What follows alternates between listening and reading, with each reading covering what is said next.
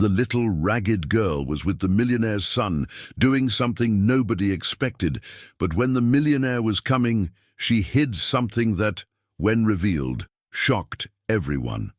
Comment what you think will happen and subscribe to my channel to support my work. The sound of bare feet slapping against the hot pavement echoed through Central Park in New York City as Lily, just 4 years old, darted between the trees, clutching a piece of bread to her chest. Her messy brown hair danced in the afternoon breeze, and the faded blue dress she'd been wearing for 3 days straight showed signs of a life few could imagine for such a small child. It was Tuesday, 3 in the afternoon, and the park was nearly empty. Lily had learned that this was the best time to play without being chased away by security guards for disturbing the families. She ran to her favorite bench, the one under the old oak tree, when she heard a sound that made her stop short. Someone was crying. Ethan Sterling, 8 years old, was sitting on the next bench, his hands covering his face as desperate sobs racked his small frame. His shiny leather shoes gleamed in the afternoon sun, and his pristine school uniform contrasted starkly with the emotional turmoil he displayed. An expensive backpack lay discarded on the ground beside him, with scattered notebooks showing failing grades and harsh teacher comments. Lily approached slowly, like she did with stray cats when she wanted to gain their trust. She knew sudden movements might scare him. She stopped about 3 feet away and observed the boy with genuine curiosity. She had never seen someone so well-dressed, crying like that. "Why are you crying?" she asked in her tiny voice, tilting her head to the side. Ethan lifted his red-rimmed eyes and saw a small girl, much younger than him, with large dark eyes that seemed to hold much more experience than her age allowed. He wiped his nose with his sleeve. "My dad. He said I'm a failure," Ethan mumbled, his voice thick with tears. "Said I don't deserve anything he gives me because I get bad grades." Lily frowned, processing those words. In her life experience, even limited by her 4 years, she had never met someone who had so much and still felt so empty. She looked at the bread in her hands, then at the boy, and without hesitation broke the piece in half. "Here," she said, holding out half to Ethan. "When I'm sad, Grandma Hope says sharing food shares the sadness too." Ethan stared at the simple piece of bread, as if it was something magical. No one had ever offered him anything like this. His friends at private school only approached him because of his dad's money.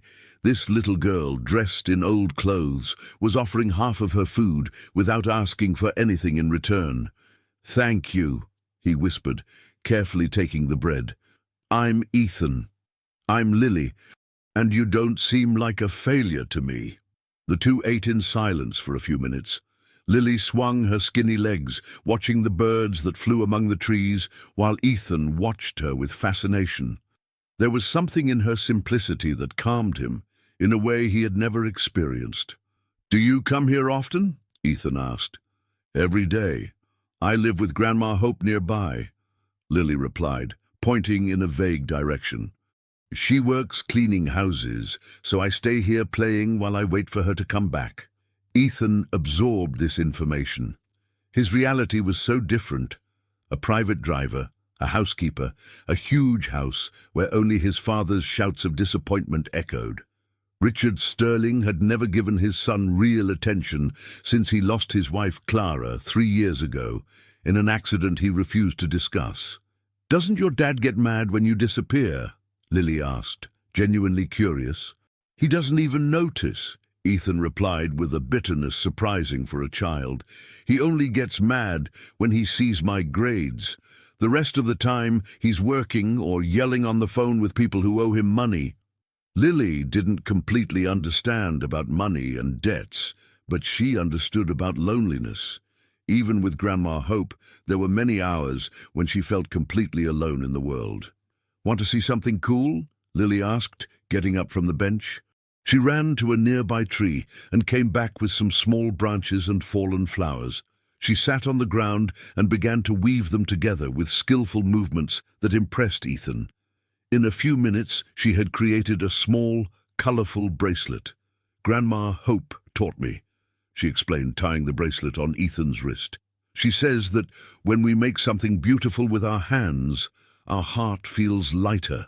Ethan looked at the simple bracelet on his wrist. It was the most beautiful thing anyone had ever made for him. None of the expensive gifts his father bought out of guilt compared to this simple, caring gesture. "Ethan! Ethan!" shouted an angry male voice echoing through the park. The boy froze in terror. He recognized that voice. It was Richard, probably accompanied by security guards, looking for him after the school called reporting his escape. "I have to go," Ethan said, getting up quickly. "My dad's looking for me. Will you come back tomorrow?" Lily asked, also getting up. Ethan looked at her, at those hopeful eyes, at the bracelet on his wrist, and felt something he hadn't felt in a long time, the desire to have something to look forward to. "Yeah, I'll be back. Same time." He ran towards his father's voice, leaving Lily alone in the park. The girl sat down again on the bench and finished eating her piece of bread, smiling for the first time in days. She had found a friend. On the other side of the park, Richard Sterling held Ethan by the arm more tightly than necessary. His brown eyes, once gentle, now held only coldness and disappointment. His neatly trimmed beard couldn't hide the permanent expression of irritation that had settled on his face since he had taken on his son's education alone. "Never do that to me again," he growled through his teeth. "Do you have any idea how embarrassing it was for our family when the school called saying you had disappeared?" Ethan didn't answer, just protected the bracelet with his free hand, hoping his father wouldn't notice it. The following days turned into a secret routine that gave meaning to both children's lives. Ethan discovered that he could escape the security guards by using the school bathroom as an escape route, a small window that opened onto the backyard, from where he ran the 6 blocks to Central Park. Always at 3 in the afternoon, Lily was there, sitting on the same bench, waiting with anxiety that grew with each passing minute. "I brought something for you," Ethan said on their 5th meeting, pulling a school notebook with some blank pages from his backpack. "I'm going to teach you the letters." Lily held the notebook as if it were a treasure. She had never owned anything so beautiful, so new. Her small hands ran reverently over the smooth cover. "Do you really know how to teach?" she asked, her eyes shining with hope. "Yes, I do. I may be bad at school, but I know how to read and write." Ethan opened the notebook to the first page and carefully drew the letter A. He explained the sound, showed how to form each stroke. To his absolute surprise, Lily not only copied the letter perfectly on the first try, but instantly memorized everything he had explained. In 2 weeks, she already knew the entire alphabet. In a month, she was forming simple words. Ethan was impressed by the girl's learning speed, but he never imagined that Lily spent her entire nights practicing in the dirt of her backyard, using twigs as pencils, repeating the lessons until Grandma Hope called her to sleep. "My girl is different," Hope commented one morning, watching Lily draw letters on the ground while she hung clothes on the clothesline. "Happier. Do you have a new friend?" Lily stopped drawing and looked at her grandmother. Hope was 71 years old, her completely white hair always tied in a bun, and her hands calloused from hard work. Her eyes, however, remained sweet and attentive, even after decades of hardship. "Yes, Grandma, a boy named Ethan. He teaches me things from school." Hope smiled, but a subtle worry crossed her face. She knew well the social differences of New York City, and a boy who attended private school probably came from a very different reality than theirs. "Just be careful, my flower. Not all friendships are well received by the children's parents." Meanwhile, on the other side of the city, Richard Sterling was facing the biggest crisis of his professional life. Sitting in his luxurious office, he watched piles of documents representing cancelled contracts and growing debts. Sterling Constructions, a company he had built so proudly alongside Clara, was collapsing rapidly. "Mr. Sterling," said his secretary Marina, entering with more papers, "3 more clients cancelled their contracts today." And the bank is demanding payment of overdue installments. Richard ran his hands over his face, feeling the weight of responsibilities that seemed to grow every day. Since Clara's departure, he had lost not only his wife, but also his main advisor and emotional support. Now, alone, every decision seemed to lead the company closer to ruin. And Ethan? How were his grades this week?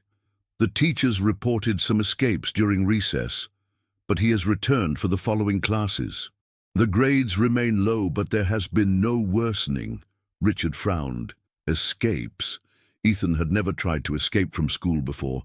Another worry to add to the endless list. I want you to hire someone to monitor his movements discreetly. I need to understand what's happening. The next day, Robert Myers, a 45-year-old private investigator with 20 years of experience, began following Ethan. Robert was an observant man, father of 2 daughters, who had seen many families destroyed by lack of communication. From the first afternoon he followed the boy to the park, he was intrigued by the dynamics he witnessed. Hidden behind a tree, Robert watched Ethan run to a small girl who was waiting for him on the bench. He saw the genuine smiles, the improvised lessons, the caring way they interacted. It didn't seem like a negative influence. It seemed like a pure and necessary friendship for both. For 4 weeks, Robert documented the meetings without interfering. He saw Lily teach Ethan to make more elaborate bracelets, using colored strings she got at a nearby store in exchange for small favors. He saw Ethan share his school lunch religiously, ensuring that Lily always had something nutritious to eat. He witnessed conversations where Ethan poured out his feelings about his father's pressure, and Lily talked about her dreams of one day attending a real school. She is very intelligent, Robert noted in one of his reports. Demonstrates above-average learning ability. The friendship appears beneficial for both children. But Robert didn't know that Richard was looking for reasons to keep Ethan away from any distraction that could further harm his school performance. When he requested the preliminary report, Robert hesitated. "Mr. Sterling, I need more time for a complete assessment," he lied, trying to protect the children's friendship. "I want results by next week, Robert. My patience is wearing thin." That afternoon, something different happened in the park. Lily didn't show up at the usual time.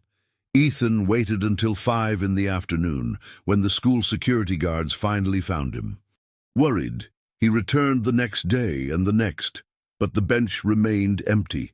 Lily was at home, taking care of Grandma Hope, who had woken up with a high fever and difficulty breathing. The old woman tried to hide the severity of her condition, but Lily realized that something was very wrong. "Don't worry about me, my flower," Hope said between coughing fits. "It's just a cold. It will pass soon." But it didn't. On the 3rd night, Hope collapsed in the kitchen while trying to prepare dinner. Lily, despite being only 4 years old, showed impressive maturity. She ran to the neighbor's house, Mrs. Davis, and begged for help. "Grandma didn't wake up!" she cried, tears streaming down her little face. The public hospital was crowded. Hope was admitted with severe pneumonia, and Lily found herself completely alone for the first time in her life. Mrs. Davis offered to take care of her temporarily, but the girl, scared and confused, fled during the night. She returned to the park, the only place where she felt safe. For 3 nights, she slept on the bench under the old oak tree, using the bracelets that Ethan had made as a symbolic blanket. She ate scraps found in the trash near the snack kiosk and drank water from the public fountain. It was Robert who found her on the 3rd morning during his routine surveillance. The sight of the small girl, dirty and clearly malnourished, sleeping alone on the bench, touched his fatherly heart deeply. "Little girl, where's your family?" he asked gently, crouching down beside her. Lily woke up startled, but something in Robert's voice reassured her. Between sobs, she told about Grandma Hope in the hospital and her escape from Mrs. Davis. Robert made a decision that would change his professional role forever. He took his own money, bought a sandwich and a juice for Lily, and took her to visit Hope in the hospital. "Grandma!" Lily cried upon seeing the old woman in the hospital bed running into her arms. Hope cried as she hugged her granddaughter, realizing the state she was in. "My girl, where were you? I thought I would never see you again." It was in this emotional moment that Hope, fearing for her own life and for Lily's future, revealed a secret she had kept for 4 years. "My flower, I need to tell you something important. You need to know the truth about your family." Hope's words echoed through the hospital room like a silent thunder. Lily, still clinging to her grandmother's neck, felt the familiar world crumble around her as she heard the confession that would change everything. "You're not my blood granddaughter, my flower," Hope whispered, her trembling hands caressing the girl's hair. "I found you when you were a tiny baby, abandoned on the doorstep of St. Patrick's Cathedral. You were cold, crying, and I couldn't leave you there." Robert watched the scene in silence, realizing the complexity of that revelation. Lily, in turn, didn't fully understand the meaning of those words, but she felt that something fundamental had changed. "But you're my grandma," Lily said in a small voice. "You always have been, and I always will be, my dear. I always will be." Meanwhile, on the other side of the city, Richard was facing his own crisis. The creditors had become more aggressive, threatening to seize not only the company, but also the family home. Sitting in his office, he held an eviction notice in hands that trembled not with fear, but with pure anger. "Marina, prepare the documents to sell the house," he said to his secretary through the intercom. "We have 2 weeks to find a smaller apartment and transfer Ethan to a different school." The decision was made quickly, but its consequences would be devastating for the boy. Ethan, who had finally found a reason to smile in his meetings with Lily, saw his world crumble when his father announced the move during dinner. "We're moving to Midtown. You'll be going to PS 111 from next week." Ethan dropped his fork on his plate. "But Dad, what about my friends at school?" "What friends, Ethan?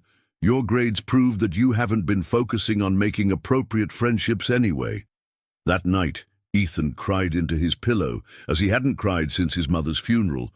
The move meant not only leaving the house where he had the last memories of Clara, but also completely moving away from Central Park where he met Lily. How would he explain his disappearance to her? During the week of the move, Ethan desperately tried to go to the park, but the security guards were more attentive due to the stress of the family situation. On the only day he managed to escape, Lily wasn't there, still at the hospital with Hope, who had developed complications. The Sterling family's new home was a 2-bedroom apartment in a typical Midtown building. For Richard, it was a constant humiliation. For Ethan, it was an even smaller prison than the last one. Windows with bars, noisy neighbors, and most of all, far from everything he knew. "Why can't we go back home?" Ethan asked on his first day in the new apartment. "Because life has changed, Ethan, and the sooner you accept that, the better for both of us." Robert continued his investigation, but now torn between professional duty and human compassion. He had witnessed Lily's suffering in the hospital and knew that Ethan was also going through difficulties with the move. When Richard requested the final report, Robert made a courageous decision. "Mr. Sterling, I need to tell you about your son's meetings." Richard braced himself to hear about negative influences, drugs, or inappropriate behavior. What Robert reported, however, was completely different.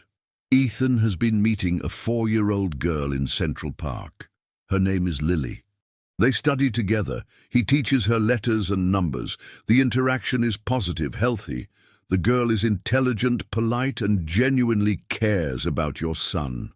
"A 4-year-old girl?" Richard asked, frowning. "What kind of family allows a child of that age to be alone in parks?" "The grandmother works as a housekeeper. The financial situation is precarious, but there is no intentional neglect. In fact, sir, I must inform you that the girl is currently in a vulnerable situation. The grandmother was hospitalized with pneumonia, and she spent a few days alone in the park." Robert hoped that this information would awaken some compassion in Richard, but the result was the opposite. The businessman saw only confirmation of his prejudices. So my suspicion was correct. Ethan is getting involved with people who are inappropriate for our family. I don't want him to have any more contact with that girl. Mr. Sterling, with all due respect, the friendship has been beneficial for Ethan. His grades have improved in recent weeks, and he is showing more emotional stability. My decisions about my son are not open for discussion, Robert. Consider your services terminated. Robert left the meeting frustrated, but he didn't give up. He continued to monitor the situation on his own, using contacts in the hospital to follow Hope's condition and ensure that Lily was safe. Hope was discharged after 2 weeks, but returned home visibly weakened. The medications were expensive, and she could no longer work with the same intensity. Lily, realizing the situation, developed a surprising maturity for her 4 years. "Grandma, I can help," she said one morning as Hope coughed while trying to wash clothes in the backyard sink. "How, my flower? You're too small. I can ask for help on the streets. People sometimes give money to children." Hope's heart broke. "No, my dear, never do that. We'll find a way." But at night, when she thought Hope was asleep, Lily would sneak out. She walked through the streets of downtown Manhattan, approaching people leaving restaurants and asking for help to buy medicine for Grandma. Her innocent appearance and the sincerity in her big eyes touched many passers-by. With the money she got, Lily bought the cheapest medicines at the drugstore and hid the rest in a can buried in the backyard. Hope never knew where the medicines that mysteriously appeared at home came from. Ethan, in turn, languished in his new environment. The public school was unlike anything he had ever known. The classmates rejected him for his privileged background, and the teachers didn't have time for individual attention. His grades, which had improved during his meetings with Lily, plummeted again. "He's not adapting," the principal reported to Richard at a meeting. "He seems depressed, doesn't interact with other children, and shows regressive behavior." Richard interpreted this as another personal failure. "What can I do? Perhaps psychological therapy, or try to identify what has changed in his recent routine." That night, Richard watched Ethan playing alone in the small bedroom of the apartment. The boy had made a kind of altar with his colorful string bracelets and spoke softly as if he were talking to someone. "Who are you talking to, Ethan?" The boy was startled, quickly hiding the bracelets. "To no one, Dad." "Ethan, I need you to be honest with me. Is there anything or anyone you miss since we moved?" For a moment, Ethan considered telling the truth about Lily, but he remembered his father's reaction whenever he mentioned anything that wasn't related to studies or progress. He decided to lie. "No, Dad, everything's fine." But it wasn't. That same week, Ethan tried to escape from the apartment during the night to look for Lily in the park. He was found by Richard walking barefoot through the streets of Midtown, crying and lost. "Ethan, what craziness is this?" "I need to find someone, Dad. She must be waiting for me." Richard carried his son back to the apartment, more worried than angry. Something was clearly wrong, but he couldn't identify what. The loss of Clara had left a void not only in his life, but also in his ability to understand his son's emotional needs. The next morning, Robert appeared at the apartment door. Richard opened it, surprised to see the investigator he had fired. "Mr. Sterling, I need to talk to you about your son and about discoveries I made about the girl Lily."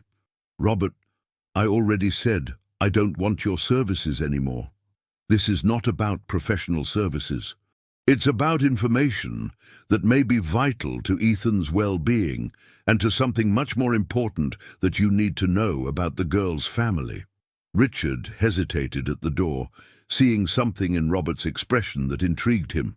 "What kind of information?" "Information about Lily's origins, and about a possible connection to your own family that goes far beyond a simple friendship between children." Richard allowed Robert to enter the apartment, a growing unease taking over his chest. The investigator seemed to carry information that went far beyond a simple report on childhood friendships. "Mr. Sterling, During my investigations into Lily's family, I discovered documents at the courthouse that caught my attention, Robert began, taking a folder from his backpack. I went to the hospital where your wife Clara gave birth to Ethan 8 years ago. Richard felt a chill run down his spine. What does this have to do with the girl? Lily was abandoned at St. Patrick's Cathedral in the same week that Ethan was born. But there's something more. In the medical records, there's a note about twins, but only one baby was given to you. Richard's world seemed to stop. That's impossible. Clara had complications during childbirth, but they told me Ethan was fine. There was never any mention of twins. Robert opened the folder and showed copies of documents. The head nurse who worked on your wife's delivery is named Bernadette Rogers. She still works at the same hospital. Mr. Sterling, I believe that Lily may be your daughter. Richard recoiled as if he had been punched. No, that's crazy. Clara would have told me. She would never hide something like that from me. What if she didn't know? What if someone falsified the records and sold the child? The revelation hit Richard like an avalanche. Repressed memories began to emerge. Clara muttering about dreams with a girl during pregnancy, her insistence on preparing 2 cribs just in case, the inexplicable sadness she showed in the first months after Ethan's birth, even with the healthy baby in her arms. I need to talk to this nurse, Richard said, his hands trembling. Robert accompanied him to the hospital. Bernadette Rogers, a 55-year-old woman with hard eyes and a defensive posture, denied any irregularities when initially confronted. But when Robert presented documents that he had obtained through contacts in the hospital administration, showing discrepancies in the records, she finally yielded. I had no choice, Bernadette confessed, tears streaming down her face. There were powerful people involved, rich families who paid fortunes for healthy babies. The scheme had been going on for years when I started working here. What happened to my daughter? Richard asked, his voice hoarse with emotion. She was sold to a family in Boston, but something went wrong. The family found out about the illegal origin and returned the child. I was desperate, afraid of being discovered. That's when Hope, who worked as a cleaner here, offered to take care of the girl. Richard felt his knees weaken. Hope knew. She knew everything. Said she couldn't allow an innocent child to pay for the sins of adults. She took Lily and made up the story of the abandonment at the cathedral to protect us all. Robert added, Hope raised Lily as her own granddaughter to give legitimacy to the situation. She sacrificed her peaceful retirement to save a child. Richard left the hospital in a state of shock. For 8 years, his daughter had lived just a few miles away, facing hardships while he sank into work and bitterness. For 8 years, Ethan had grown up without his twin sister, developing a feeling of incompleteness that he never knew how to explain. I need to see her, Richard said. I need to see Lily. Robert took him to the small wooden house where Hope and Lily lived. The sight of the simple construction, with an asphalt roof and peeling walls, contrasted violently with the mansion where Lily should have grown up. Hope answered the door, recognizing Richard from the local newspapers where he appeared as a successful businessman. Her face paled when she understood the reason for the visit. You found out, she said, not as a question, but as a statement. Why didn't you look for me? Why did you let my daughter live in need when I could have taken care of her? Hope invited them in. The house was clean and organized, but poverty was evident in every detail. Old furniture, patched clothes, dented pots. Because I was afraid, Hope confessed. Afraid that you wouldn't believe me, afraid of losing the girl. And mostly afraid that the truth would destroy the family that you still had. Lily chose this moment to enter the house, returning from one of her secret outings to get money for medicine. She stopped when she saw the strange men in the room, instinctively hiding behind Hope. Grandma, who are these people? Richard looked at the girl for the first time, aware of who she really was. The eyes were identical to Ethan's, the shape of the face mirrored features of Clara, and there was a specific gesture, the way she tilted her head when curious, that was exactly the same as what Ethan did. "Lily," Hope said in a trembling voice, "this gentleman is the father of your friend Ethan." Lily came out from behind Hope, her eyes shining with hope. "Do you know where Ethan is?" "It's been a long time since he's been to the park." The innocence of the question broke Richard's heart. His daughter, who had faced so many difficulties, still cared mainly about the well-being of her brother. "Ethan is fine," Richard said, crouching down to her level. He missed you a lot too." During the following weeks, Richard struggled with the complexity of the situation. Legally, Lily was not officially his daughter.